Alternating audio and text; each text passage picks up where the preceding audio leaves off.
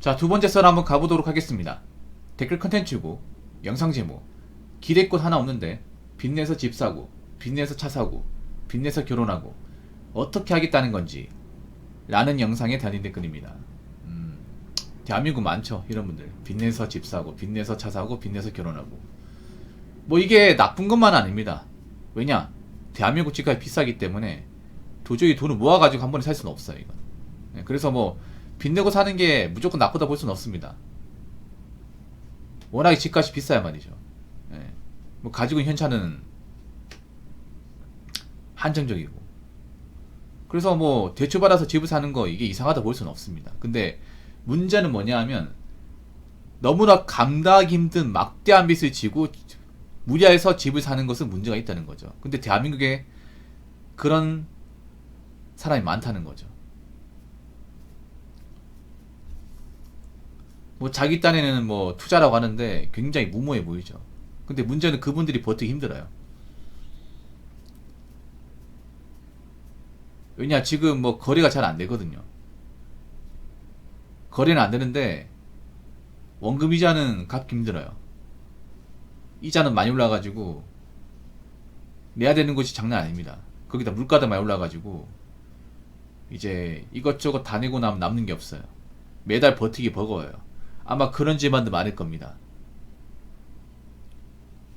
정말 이렇게 될 줄 몰랐어요. 근데 이제부터 시작인데? 이제부터 시작이에요. 지금 연끌한 지 한 2년, 3년?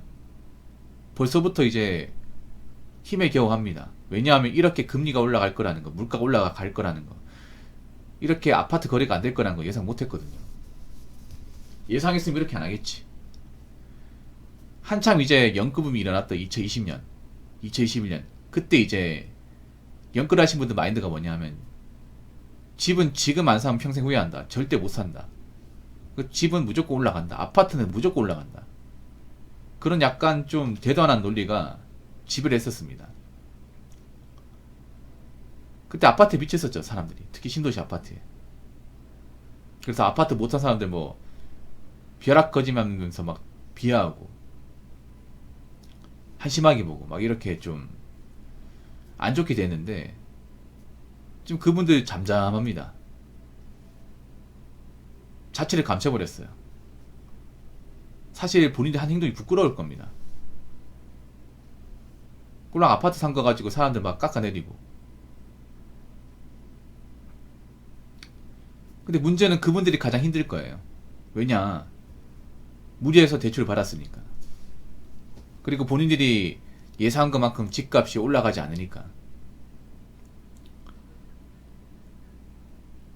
근데 이제부터 시작입니다. 이제부터 정말 버티기 더 힘들 거예요.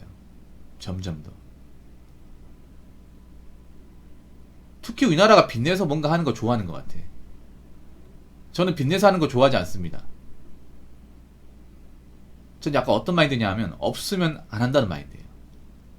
없으면 무리해서 뭔가 하는 걸 정말 싫어합니다. 근본적으로 싫어해. 아무래도 제가 어릴 때 돈 때문에 고통받았던 기억이 있어가지고 그런 거에 뭐냐, 빚 때문에 고통받는 것보다 차라리 없이 지내는 게 낫다, 이런 마인드거든요. 그래서 내가 능력이 되기 전까지 참아야 된다. 뭐 당장 불편해도 상관없다. 나중에 뭐 대출 무리하게 받아가지고 고통받는 것보다 낫다, 이런 마인드예요. 지금 여러분 대한민국에 굴러가는 차도 일시불로 구입한 사람이 없어요. 지금 자동차가 비싸거든요. 여러분 신기한 게 그런 거 아닙니까? 아니, 먹고 살기 힘들다고 하는데 왜 이렇게 좋은 차들이 많이 굴러다니는 거지? 그런 생각 들죠? 요즘 차값 비싼데? 예, 비싼 거 맞아요. 국산차 비쌉니다. 외제차는 더 비싸고. 그 사람들이 능력이 좋아가지고 차를 모는 사람도 분명히 있을 겁니다. 있는데 능력은 별로 대단하지 않는데 무리해서 모는 사람들이 생각보다 많을 거예요. 지금 자동차 매장 가보면요, 일시불로 구입한 사람 자체가 없습니다. 없어요. 그리고 정말 차가 필요한 사람은 그렇게 많지 않습니다. 다들 이제 뭐 남들한테 보여주려고, 허세 부리려고 그렇게 해서 구입한 거죠. 근데 문제는 그분들이 또 버티기 힘들다는 거. 왜냐하면 매달 이제 차 원금이자 유지비 감당이 힘들죠.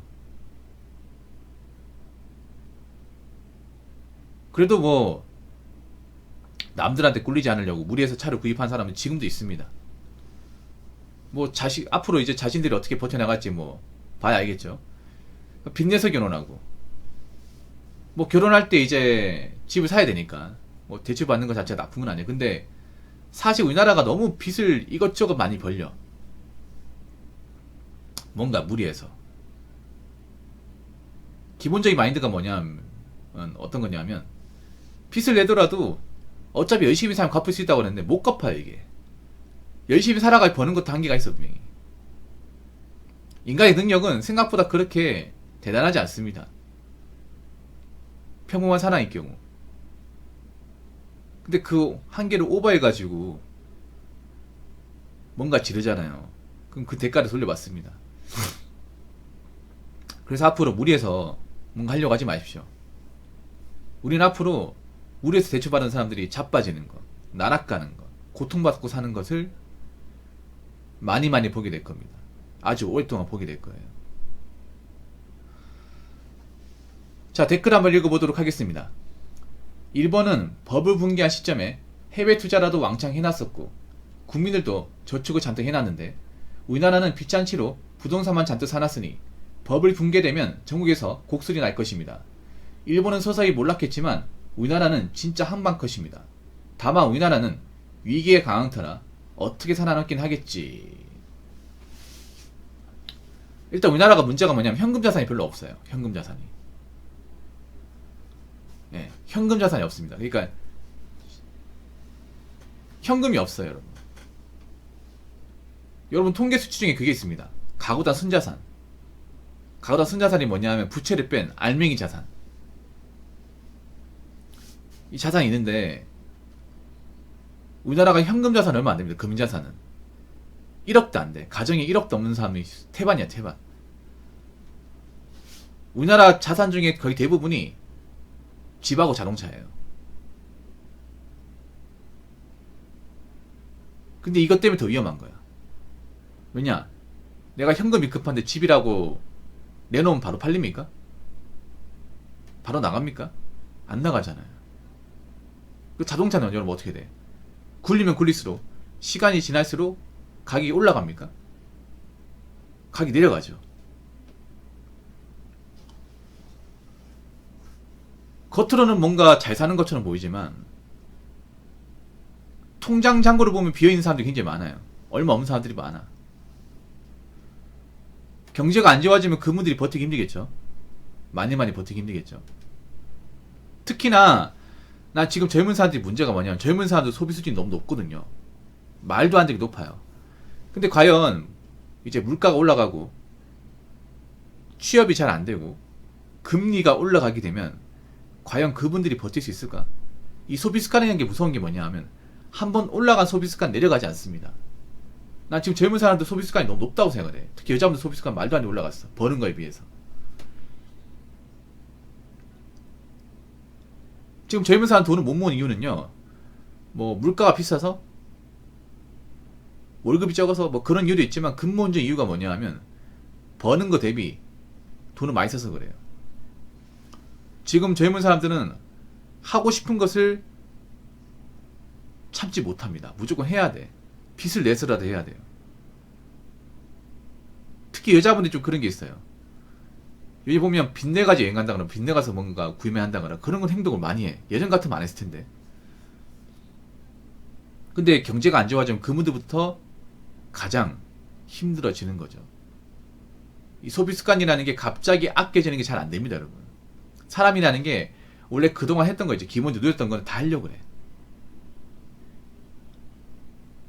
그러니까 평소에 돈 아껴보고 좀 적게 써보고 사치 같은 거 안 부린 사람이 그나 버틸만한 거지, 평소에 하고 싶은 거 마음대로 했던 사람은 절제라는 게 뭔지 모르기 때문에 당장 안 바뀝니다. 이게 소비의 습관은 안 바뀌어요, 여러분. 돈 씀씀이 같은 거는.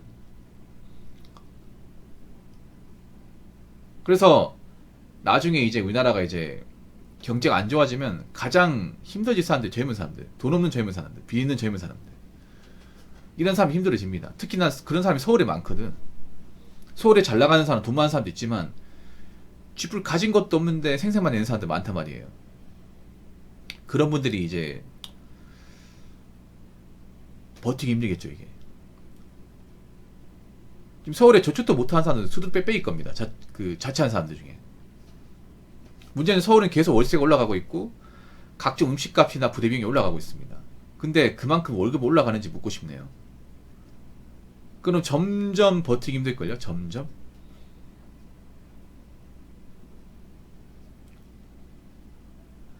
다만 우리나라는 위기에 강한 터라 어떻게 살아남긴 하겠지. 아닙니다. 우리나라가 무슨 위기에 강합니까? 우리나라 무슨 뭐 위기 같은 거요? 안 강합니다. IMF 때도 강했던 거 아닙니다. 사실 보면 그때 피해 많이 입었습니다. 위기에 강한 나라 아닙니다. 우리나라가. 특히나 이번에 뭐 경제 위기 같은 게 오면 얼마나 나약한지, 얼마나 족밥이 사람들 많은지 만천하에 드러납니다. 나 뭐가 강한 건지 모르겠어. 지금도 약해 빠졌는데. 아니 지금도 허덕이는 사람들 많은데 뭐가 갑자기 위기에 강한 터라고 얘기합니까? 아니 갑자기 위기 상황이 오면 힘이 세집니까? 갑자기 레벨업을 하나요? 내구성이 세집니까? 그딴 거 없습니다. 아니 지금도 일하기 싫어하고 게으른 사람들 많은데 갑자기 위기 생겨버리면 갑자기 그 사람들이 다 뛰쳐나와가지고 일해야겠다 그렇게 할까? 안 됩니다 이게. 지금 멘탈적으로 약하고 게으르고 나태한 사람들 많아. 그 사람들 위기 오면 다 자빠지는 거야 이게. 위기에 강한 사람은요 이미 준비가 돼 있는 사람이에요. 평소에도 위기 관리에 대해서 어느 정도 대처가 돼 있는 사람이 강한 거지. 그런 사람은 없습니다 대한민국에. 위기에 강한 사람은요 위기가 올 거를 미리 예상을 하고 여러 가지 준비가 되어 있는 사람들. 위기가 와도 버틸 수 있는 어떤 자본력과 능력이 있는 사람들. 그런 사람들이 위기에 강한 거지. 절대 다수의 보통 사람 위기에 약합니다. 약해요. 왜냐? 지금 위기가 올 거라는 거 예상도 못하고 있고 대비도 못하고 있거든요. 그리고 기본적인 자본력이나 능력이 부족하거든. 그래서 위기가 오면 어떻게 돼요? 그건 나자빠지는 겁니다. 뭐 앞으로 대한민국 어떻게 뭐 헤쳐나갈지 모르겠지만 저는 그래요. 뭐 대한민국 경제가 안 좋아지면 자빠질 사람들은 IMF 때보다 더 많아진다 생각합니다. 그래서 지금 방송을 보시는 분들은 물론 경제가 안 좋아진다 얘기 들으면 기분 나쁘겠지만 그래도 대비해 놓으세요. 대비한다고 나쁜 거 아니야. 그 주변에 돈 쓰는 사람들 그 사람들 신경 쓰지 마세요. 나만 안 자빠지면 그만입니다. 무슨 말인지 아시겠죠? 자 이상으로 두 번째 썰 마치도록 하겠습니다.